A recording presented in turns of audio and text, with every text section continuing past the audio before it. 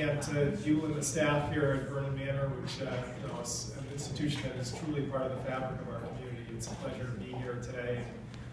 Again, back in the day before I was in Congress, I had clients that were, you know, received outstanding service here, and you know, obviously you maintain that in a very challenging you know, environment at every level, both in terms of the state and federal government. But again, as Paul said, we're here to talk about this issue, which is a persistent problem for families, and it requires an act of Congress to fix it.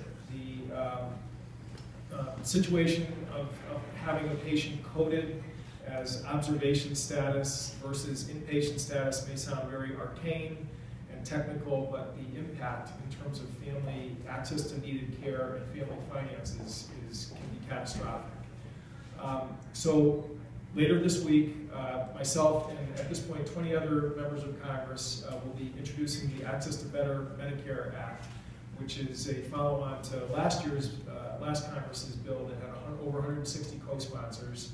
Again, if you go back in time, Judy Stein will talk here a little bit from the Center for Medicare Advocacy. When this issue first started to emerge, we introduced this bill a couple Congresses ago when we had 11 co-sponsors. Following Congress, 33. The last Congress, we had over 160. We have a Senate companion that will be introduced also this week. Sherrod Brown from the state of Ohio, and Susan Collins, again, Democrat and Republican, will be introducing a bill, again, a companion bill in the Senate that, again, is addressed in trying to fix this problem. So, you know, this issue has really snowballed in terms of it's been building political support. You know, as if you go back in time in terms of civil rights laws, you know, the passage of Medicare, things don't always happen overnight, and we've just got to be persistent, and we've got to be diligent in terms of making sure that this issue does not get lost in the you know, the polarization that's in Congress right now, but obviously the very competitive environment of trying to get issues presented. The good news is, again, is that because of you know, the folks that are in the field, whether it's nurses, social workers, doctors, nursing homes, hospitals, we now have a coalition of well over 40 organizations across the state that advocate for seniors, but also professional groups who, at the end of the day, really don't have any skin in the game in terms of their own you know, benefit financially, but obviously are seeing this play out every single day and the harm that it does to patients and interferes with their mission in terms of practicing their profession. And that's why, again, it's so impressive to see the American Healthcare Association, which Paul's very active in, with the AMA,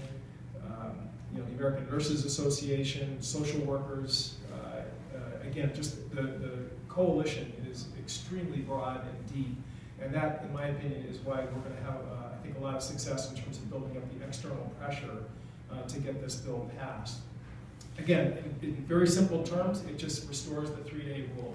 It says that if a person's in hospital, as Paul described, it doesn't matter if they're coded as inpatient or observation. If they hit the 3-day threshold, which has always been traditionally the threshold for getting follow-on coverage through Medicare, whether it's home health services or nursing home care, that should be enough. If it's medically prescribed by a doctor that a patient needs to have their hip rehabbed or you know, their activities of daily living monitored whether it's a skilled nursing facility or in terms of home health services, the 3-day rule should be restored.